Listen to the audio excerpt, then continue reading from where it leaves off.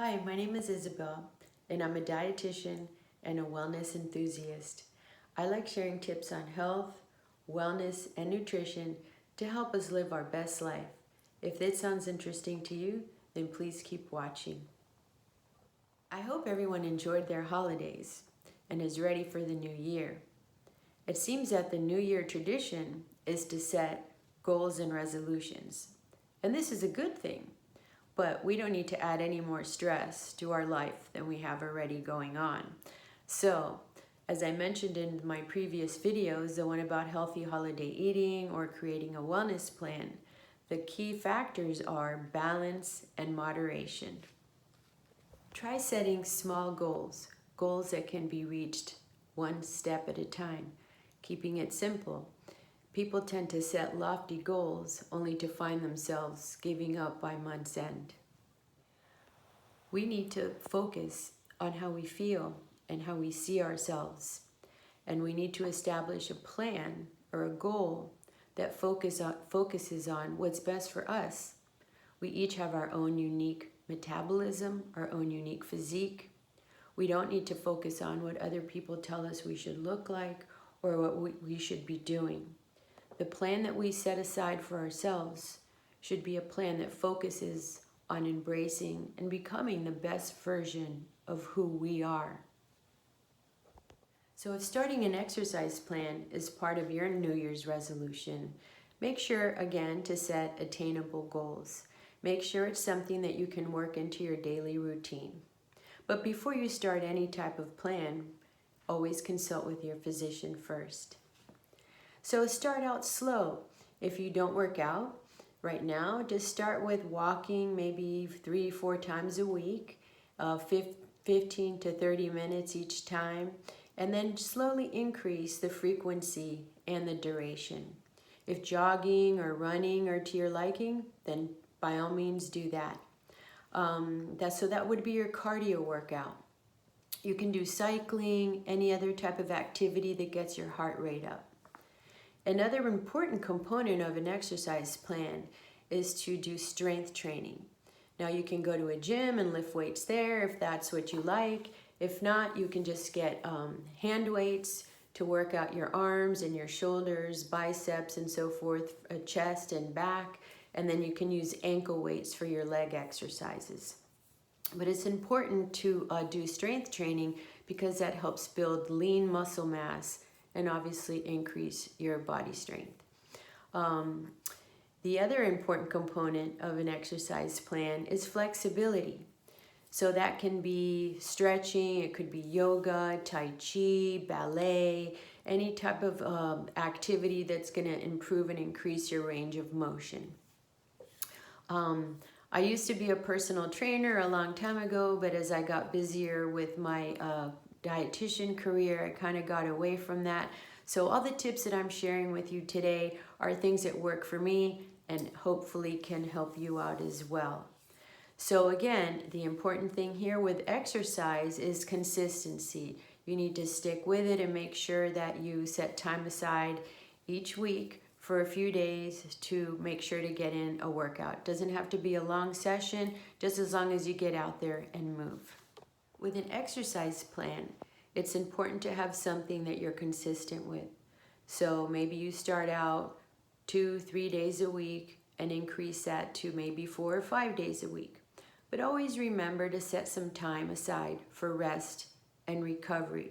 You don't want to be training or working out every day and then be exhausted. That can lead to burnout, and then it can lead to boredom, and we want to plan, as I mentioned before, that you're going to stick with. So several times a week and incorporate some rest in between. There's an emerging trend to have a work-life balance.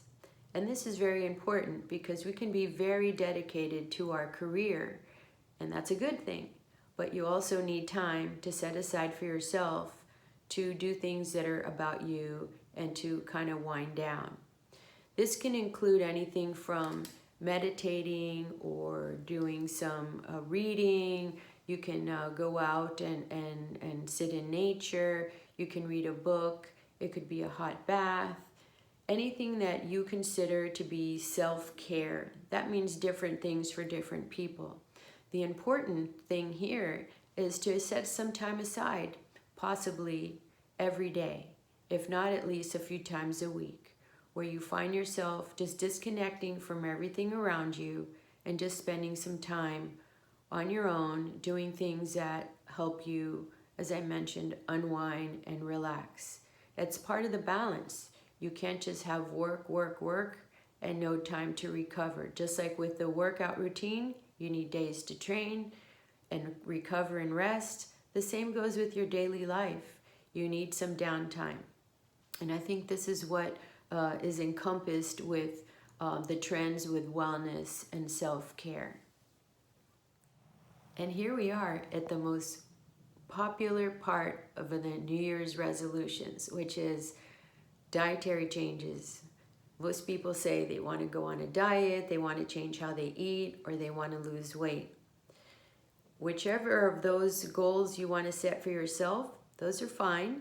Just remember, keep it simple, keep it attainable and sustainable. We want to make choices that are going to make us healthier.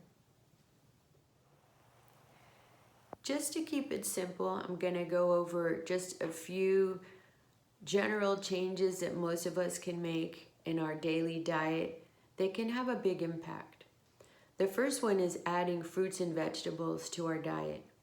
By adding color, we add a lot of nutrients, and a lot of these nutrients help us fight diseases and keep us healthy. So think about incorporating the rainbow into your diet.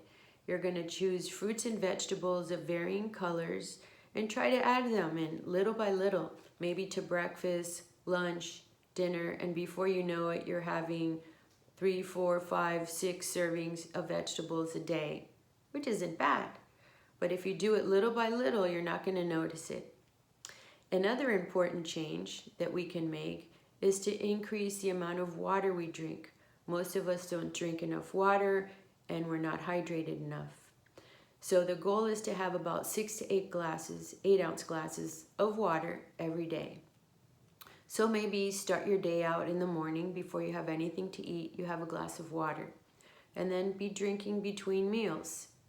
If you work out a lot and you perspire a lot, it's very important to drink more and recover those fluids that you've lost through perspiration. One fun change you can consider making in your diet is adding a plant-based day, meaning you pick a day of the week where you only eat plant-based foods.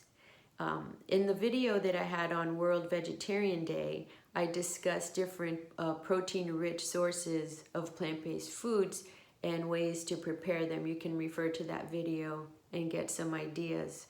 But the key point here is to add variety to your diet, add nutrient-rich foods, and it's not going to seem like a chore or a sacrifice to make these changes. Another healthy change that we can make to our diet is snacks. And here, by making some healthy changes, you can avoid the high sugar, high sodium, high fat snack foods that are out there and prepare your own snacks, such as nuts and seeds or rice cakes with hummus or nut butters or chia seed pudding, yogurt with granola. There are a variety of different types of snacks that you can pack and have readily available at home or to take on a trip or to work or to school. And here you're not going to be tempted and snack on food that you're going to regret indulging in later on. Speaking of snack foods, I really want to stress the point that no food should be demonized. There are no good foods or bad foods. They're all foods. We should be able to eat certain things when we want, and if you feel that you've gotten off your plan, that's fine. You just get back on it at the next meal. So we don't have this philosophy or this mentality of feeling guilty about eating certain foods or depriving ourselves, because this type of behavior can again lead to overeating and can sabotage any healthy changes that you're trying to make for the new year. If losing weight is on your plans for your New Year's resolutions, then make sure to make that an attainable goal as well. Generally, it took us a while to gain the weight that we're wanting to lose.